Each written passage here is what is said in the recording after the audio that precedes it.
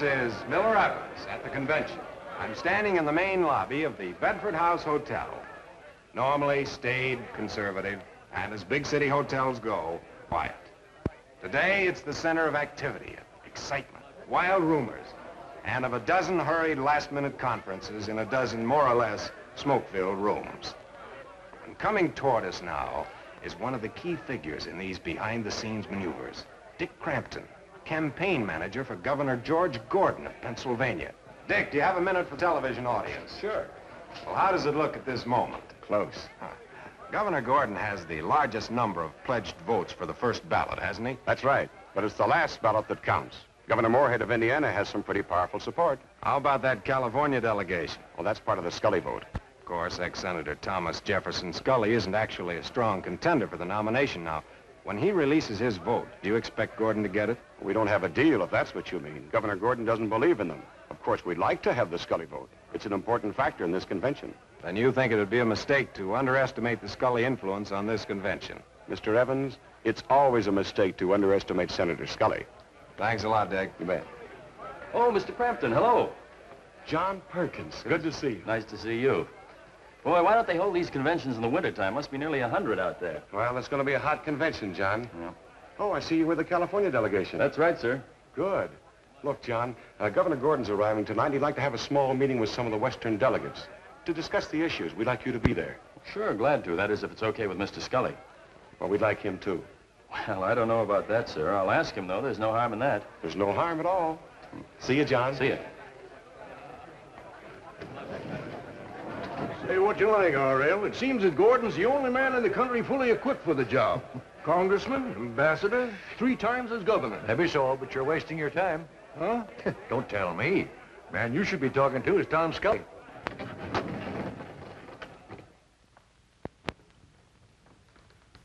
Hello? This is Scully. Oh, hiya, Jim. Yes, just this morning. But of course I'm serious. Do you think I had all these campaign buttons made up just for fun? Well, now, suppose we worry about that when the time comes. Certainly, I'll give Moorhead full consideration. He's an outstanding statesman, so they tell me. Moorhead for me.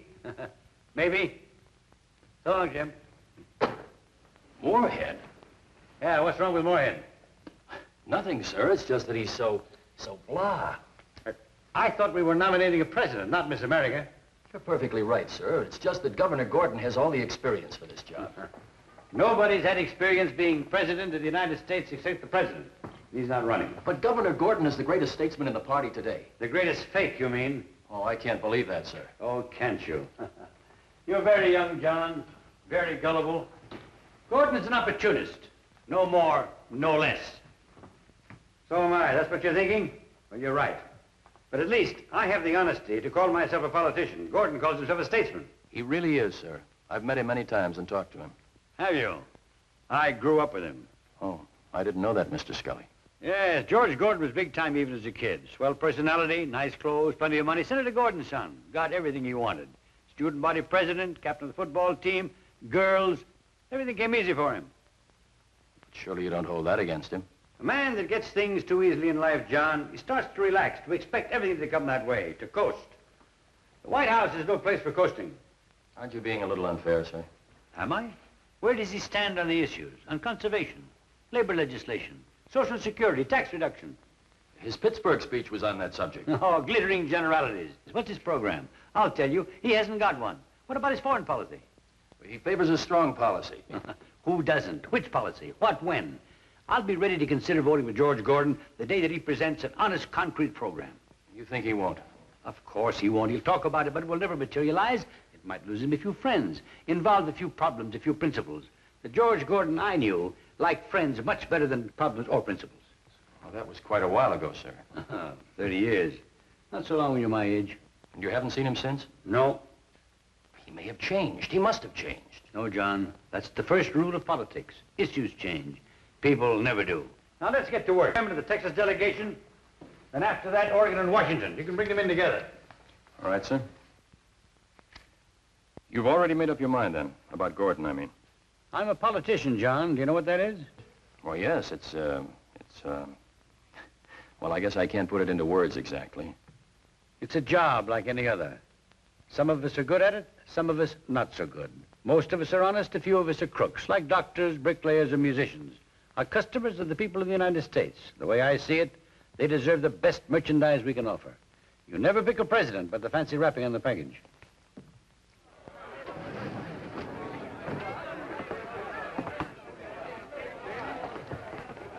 This way, Governor, your room's all ready. Fine, glad to hear it.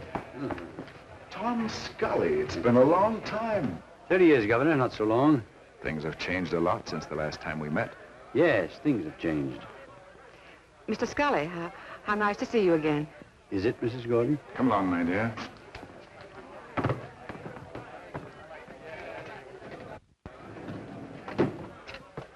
The most beautiful girl in Harrisburg. After all these years, still the most beautiful. Mrs. Gordon? Yes, Mrs. Gordon. You knew her, too, then? Yes, I knew her.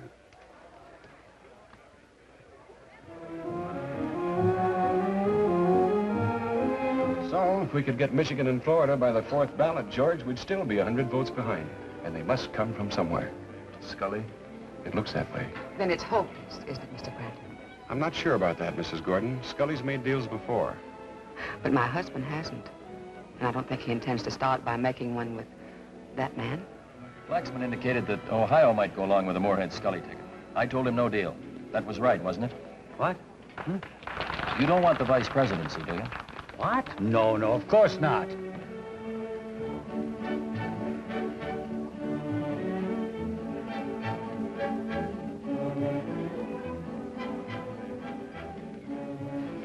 Forgive me, George. I think I'll go to my room. Why? What is it, my dear? What's the matter? He keeps looking at us. He'll be over at the table in a minute. That's 100 times better than our going to him. Oh? Were we planning on doing that, George? Julie, whatever may have happened between you and Tom Scully, it's been a long time ago, a very long time. He and I are in the same business, the same party. It's only remarkable that our paths haven't crossed before. Now's the time to use your famous charm, Mrs. Gordon. We need it. You can help us, Julie. Be polite to him. After all, the man's no different from anybody else. Isn't he?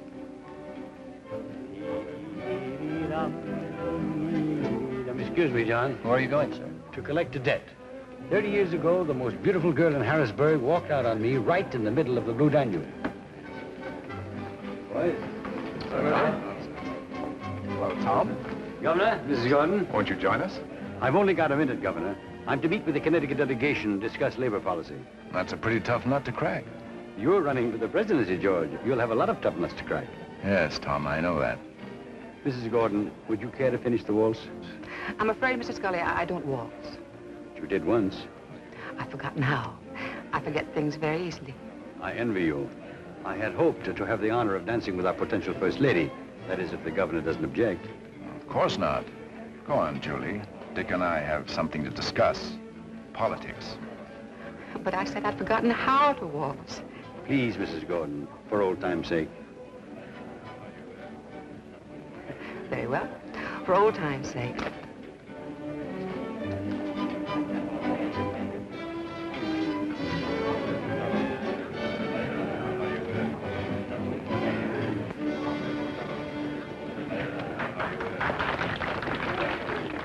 Well, I'm afraid it was I who had forgotten how to waltz after all. I hadn't noticed. Well, I'd hardly call that a proper dance. Oh, well, they'll start again in a moment. Yes, I suppose so. Let's wait for them, shall we? If you like. It's so hot even at night, isn't it, Mr. Scully? But I think there's a breeze coming up, Mrs. Gordon. Is there? Well, I'm quite sure of it. If you stand over here, you can feel it. There. Do you feel it? The breeze, yes. Yes, I feel it. Julie. This is a very pretty room, isn't it, Mr. Scully? Well, it's much prettier than the Harrisburg Armory. Yes, I suppose so. Tom, why are you doing this to me? Can't you answer that, Julie? Yes, I can. You've never forgiven me for breaking our engagement, marrying George, have you? No, I have never forgiven you. That's why you moved to California. That's why you went into politics. That's why. So that I would regret what I did to you. what I said to you? Quote, lazy, shiftless, a small mind fit only for a small town, unquote. Please take me back to the table. Of course. No offense. No offense. You think you've won, don't you, Tom? I've won. No, you're wrong. There's nothing I regret. George Gordon's a great man. He'll make a great president. I want that more than anything in the world. That's all I want. How much, Julie? How much do you want it? What do you mean? Well, the White House is a pretty tempting place. Getting there would be worth a great deal to most men, most wives. There's one thing I do regret, Tom Scully. I'm ashamed I ever loved you.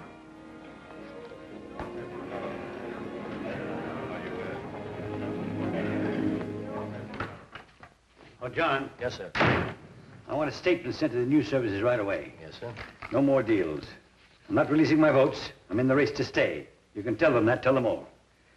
Are you sure you want this sent out right away, sir? You could wait till morning, think it over. I said send it. Yes, sir. You want to know why, don't you, John? Because I'm still in love with her, that's why. Scully speaking. Yes, I have something to say for publication. May the best man win.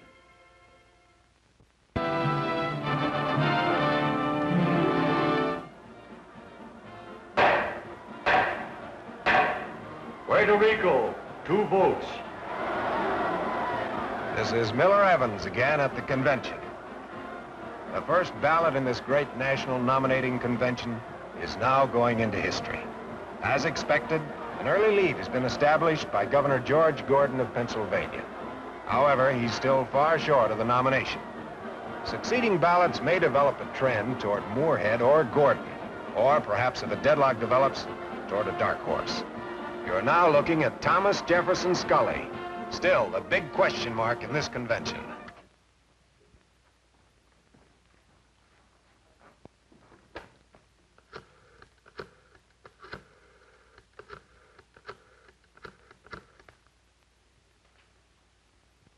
Hello there, Congressman. This is Dick Crampton. How are you, sir? Did you happen to read Governor Gordon's internal policy statement in the papers this morning? You did? Well, thank you. We thought it was pretty fine, too. So does the public. Telegrams pouring in. Scully? No, we haven't been in touch with him. I see. Yes, Congressman. Idaho plans to follow Scully's vote. Yes, I'll let you know what he says. 5 ballots, and we're still nowhere. I'd like to get home before Election Day. California won't go with Gordon. We won't swing to Moorhead. So what happens now? I reckon we'll have to find a compromise candidate. Fine. How about Senator Bates? He's well liked down south. Labor and management go along with him. I figure everybody likes Senator Bates. Well, there's just one thing wrong. Huh? Nobody likes him well enough to vote for him. Freddie's right there, Ash. Tom, how would you feel toward Vander? He's been a good governor. Don't want to risk it. Takes advice too easily. Usually mine. Well, fine, R.L., but what happens if it's somebody else's? That puts us right back where we started. Gordon or Moorhead, take your choice. That's all that's left. No, you forgot one. Huh? Gordon or Moorhead or Scully. Virginia, 24 for Moorhead. Washington, 18 votes. Thanks to this, Mr. Crampton, I think Governor Gordon's going to be able to count on at least 30 votes from Texas on the next ballot. This here's the best foreign policy program I've seen in 20 years. Oh, excuse me, Mr. Ashurst. Oh, hello, John. I'm afraid Tom Scully's going to have to get along without Texas from now on. Just had a talk with Governor Gordon. He's sure sold us. Got a definite program on every issue. Labor, Social Security, taxes, and foreign policy. Do you think I could have a copy of that, sir? You sure can. Best laid out diplomatic setup I've ever run across. Of course, it might lose a few votes from the special interests. But the man I want to see president don't care none about that kind of vote anyway. You look surprised, John. No, sir. No, not me. But I know someone who will be. Plenty surprised. I'll put it this way, Jim. If the party needs me, I won't say no. Thanks. Well, things are popping, John. Where have you been? I'd like you to read this, sir. I haven't got time later on. I'm late now. It's a statement by Governor Gordon. A definite program, a clear stand on every issue, including foreign policy. A statement you said he'd never make. What? I don't believe it. Why? Because you don't want to?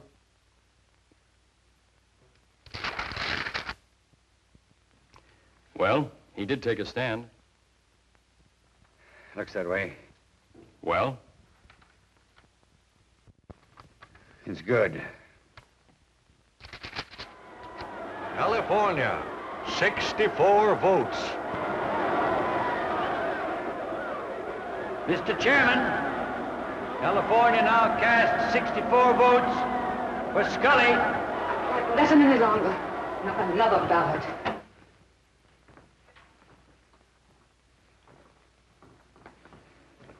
Well, it won't matter anyway. Scully's standing pat, and we're holding our own, barely.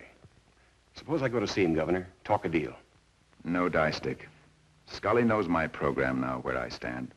If that's how he wants the country run, he'll vote for me. If not... All right, you're the boss. But sometimes I think a man can have too much integrity. You don't really mean that, Dick. No, I guess not. California's holding a secret caucus after this ballot, so there won't be any more voting until morning. You'd better get some rest. You look like you could use it. Both of you. Thanks, Dick, for playing it my way. Thank me when you're nominated. Mr. Crampton, Yes? is there any hope? There's always hope, Mrs. Gordon.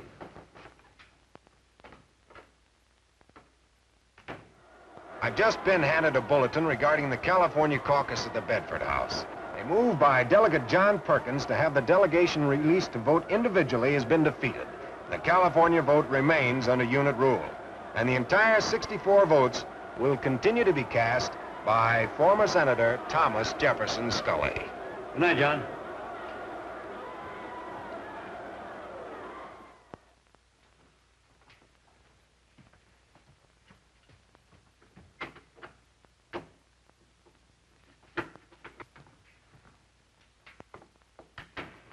Hello, Tom. Julie, what is it? What do you want? I've come to apologize.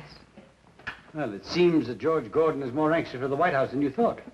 No, not George. He doesn't want your vote, not unless you give it freely, not unless you think he deserves it. He's that kind of a man. You'd better go, Julie.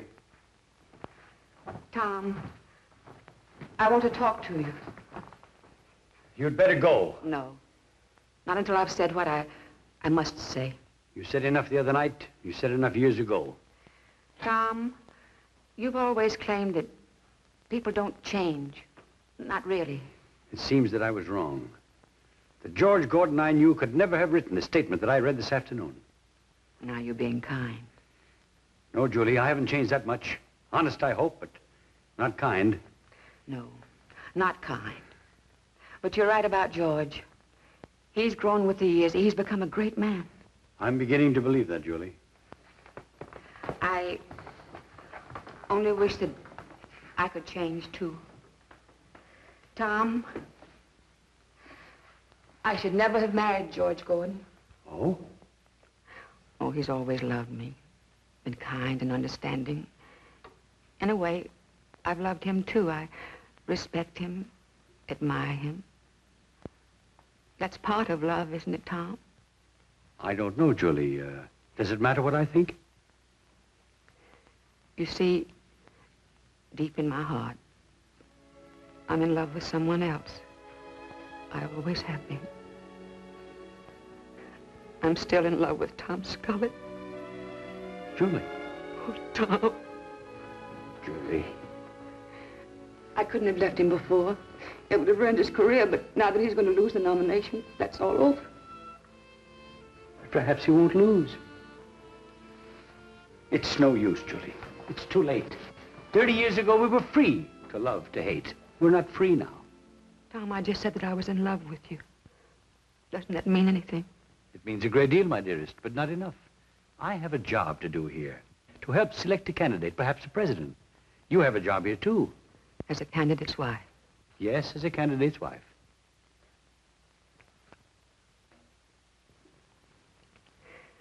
You're right, Tom. It is too late. I should have known. I guess I did know. Follow your conscience on the convention floor tomorrow, Tom.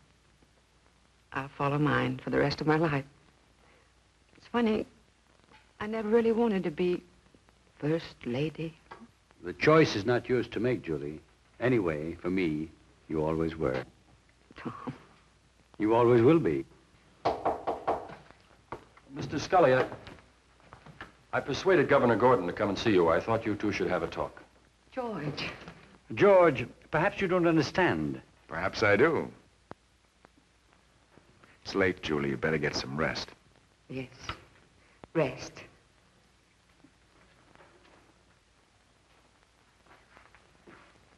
I have made a mess of things, haven't I? No, my dear. We all have.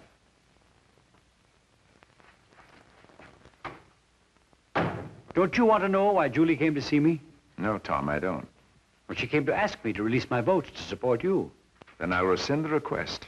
I don't want to be nominated for the presidency of the United States just because I happen to be Julie's husband. But maybe you're the best man, George. Maybe you're worthy of the nomination. Maybe you're even worthy of Julie. Are you, Tom? Of either one?